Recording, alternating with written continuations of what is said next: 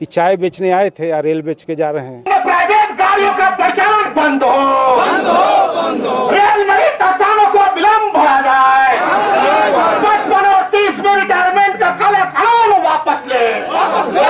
नमस्कार, मैं जिशान अख्तर और आप देख रहे हैं सुदामा न्यूज़। अभी हम मौजूद हैं रेलवे परिसर में, जहां पे ईस्ट सेंट्रल रेलवे कर्मचारी संघ की ओर से जो रेलवे में निजीकरण किया जा रहा है और जो उनका आय घटाकर जो उनकी वृद्धि है उसको कम करने को लेकर आज इन लोगों ने विरोध किया और जानेंगे, इनसे बात करेंगे क्या कुछ इनका पूरा मामला।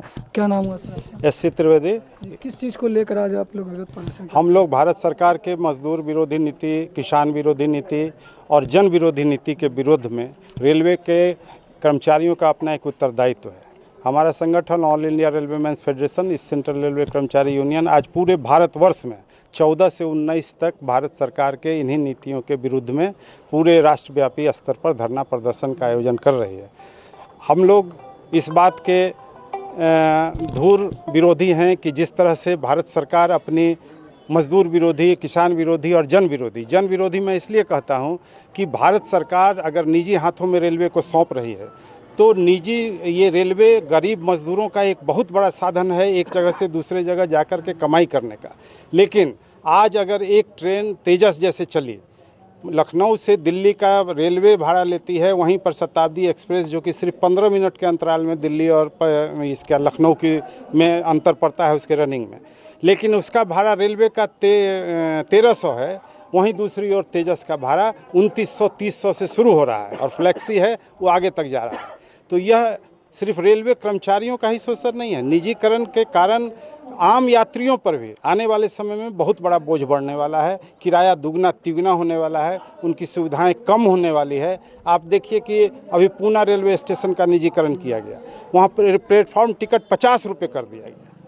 तो एक आम यात्रियों के लिए, आम भारत की जनता के लिए यह गंभीर सोचने का विषय है। पहले प्लेटफॉर्म टिकट कितना का रहा? पहले प्लेटफॉर्म टिकट 5 रुपये का था और अब निजी हाथ में जैसे ही गया 50 रुपया हुआ। अब एक यूज़र के नाम पर जैसे आपको वहाँ एयरपोर्ट पर लिया जाता है, आप गए तो यूजिंग चार्ज लगता है, प्लेटफॉर्म के कैंपस को आप यूज़ किए तो उसका चार्ज लगता है। अब रेलवे में निजीकरण जैसे होगा, अब जैसे मुजफ्फरपुर जंक्शन को ही बेचा जा रहा है, तो बेचा जा रहा है तो जो एजेंसी आएगी आपके अंदर जाने का यूजिंग चार्ज लेगी।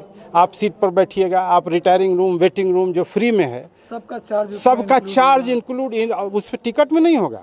आप जैसे ही प्लेटफॉर्म से जाके वेटिंग रूम में बैठेंगे 10 रुपये का कूपन आपका कट गया। प्लेटफॉर्म पर बैठ करके जैसे ठंडा पानी पिए तो 2 रुपये का कूपन कट गया। मतलब प्रत्येक चीज़ के लिए आपको प्लेटफॉर्म पर जाने के बाद भी भाड़ा के अलावे रेलवे के जिस चीज़ का आप इस्तेमाल कीजिएगा उसको पैसा देना होगा। निजीकरण होने के बाद आप जो कर्मचारी हैं आप पे तो प्रभाव पड़ेगा, इसके साथ साथ आपका कहना है कि जनता पर भी, आम जनता भी प्रभावित होगी। अब जैसे बेरोजगारी की समस्या है, आज रेलवे में 2,90,000 पद खाली है, उस खाली पद पर कोई बहाली नहीं हो रही है।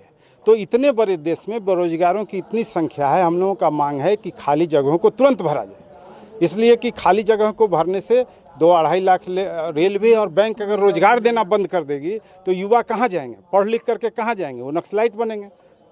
नक्सलवाद क्यों पैदा होता है? इन्हीं सब कारणों से होता है कि पढ़ा लिखा युवा आज उसके लिए नौकरी का सारा रास्ता बंद किया जा रहा है। आप देख रहे हैं कि बड़ी संख्या में, करीब करोड़ों की संख्या में इस कोविड और नोटबंदी और तरह तरह के कारणों से जो नौकरी कर रहे थे उनकी नौकरी चली गई।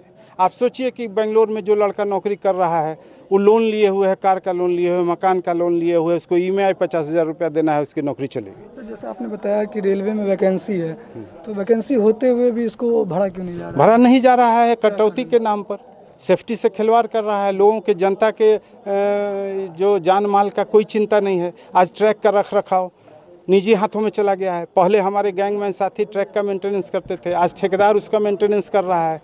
इससे पूंजीपतियों को तो पैसा मिल रहा है और काम का क्वालिटी गिर रहा है। आज ये यहाँ शेड है, यहाँ कोचिंग डिपो है, इसमें मरम्मत होता है। अब ये बात चल रही है कि नहीं, इसको भी अदानी अंबानी को दे दिया जाए। कोच जिसका रहेगा वही मेंटेनेंस करेगा, तो फिर यहाँ से भी कटौती होगी।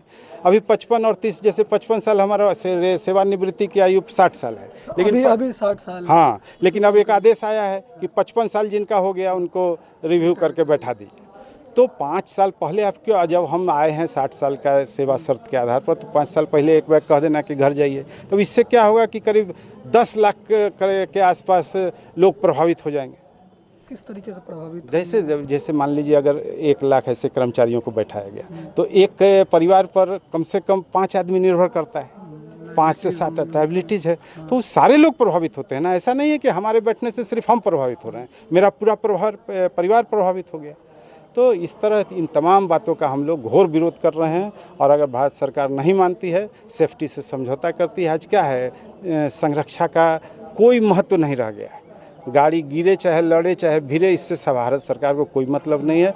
आज से 74 में जब हड़ताल हुआ था तो भारतीय रेल की संख्या थी 21 लाख कर्मचारियों की, और आप खुद सोचिए कि 74 से आज तक में कितनी गाड़ियां बढ़ी, कितना काम बढ़ा, और संख्या हो गई है 13 लाख, और अब उसको कह रहा है कि 9 लाख करना है। तो आखिर बगैर कर्मचारियों के इतने बड़ा संस्था चलने वाला नहीं है, और इसके पीछे साजिश है कि ये धीरे धीरे करके बड़े बड़े बिजनेसमैन को, अदानी, अंबानी, रिलायंस, इन लोगों को रेलवे के। अच्छा, अभी लॉकडाउन हुआ तो इन सब चीज़ को लेकर आप लोगों के जीवन पे कोई प्रभाव पड़ा है? निश्चित रूप से लॉकडाउन का प्रभाव पड़ा है कि जो इससे रेलवे का कामकाज प्रभावित हुआ है। कर्मचारियों के, हाँ, ट्रेनें बंद रही हैं, और कोविड के चलते कर्मचारी भी बहुत बड़ी संख्या में बीमार पड़े हैं। इससे तो समस्या आई ही है, लोगों की समस्या। चाहते हैं क्या, मुख्य मांग क्या है? मुख्य मांग है कि निजीकरण, निगमीकरण बंद हो, संरक्षा से जुड़े सारे पदों को 2,90,000 पद जो रेलवे में खाली है उसको तत्काल भरा जाए, और प्राइवेट एजेंसियों का पर तुरंत रोक लगे, और रेल को बेचना बिल्कुल बंद किया जाए। स्टेशन बेच दो, पटरी बेच दो, गाड़ी बेच दो, डब्बा बेच दो, हम लोग इसका घोर विरोधी हैं। बेचने से, अब बेचते बेचते तो सब चीज़ बेच दीजिए। ये चाय बेचने आए थे या रेल बेच के जा रहे हैं, तो ये चाय बेचने वाला आज रेल बेच के जा रहा है, तो हम लोग ये होने नहीं देंगे। इसके लिए चाहे पर ध्यान नहीं दिया गया तो निश्चित रूप से वही हमने कहा कि इसको हम लोग होने नहीं देंगे। अगर ये चाय बेचते बेचते रेल बेचने की कोशिश कर रहे हैं, लेकिन इनका यह प्रयास रेलवे में सफल नहीं होगा। और जिस तरह से 77 के समय में कोई सोच नहीं सकता था कि इंदिरा गांधी सत्ता से हट सकती है, लेकिन जैसे ही उनका भारत सरकार से, रेलवे से उनका टकराव हुआ 74 में हड़ताल हुआ, दमनकारी, जितना दमन हो सकता था कर्मचारियों पर किया गया, लेकिन उसका परिणाम हुआ कि वहीं से इंदिरा गांधी के खिलाफ माहौल बना, और 77 में उनको सत्ता से हटना पड़ा। नरेंद्र मोदी आज भी इंदिरा गांधी की तरह मजबूत नहीं है। रेल कर्मचारी जिस दिन ठान लेगा, जिस दिन सोच लेगा, निश्चित रूप से आज की जो परिस्थिति है उसमें जन सहयोग भी हम लोगों को मिलेगा, हम लोग लेंगे भी। लेकिन अगर ये सरकार नहीं मानी तो इस सरकार को हम लोग जब तक चेतावनी है और एकदम रेल को हम लोग बंद कर देंगे। किस तरीके से यहाँ पे निजीकरण और जो खाली पद है उनको भरने के लिए ये अपना विरोध कर रहे हैं।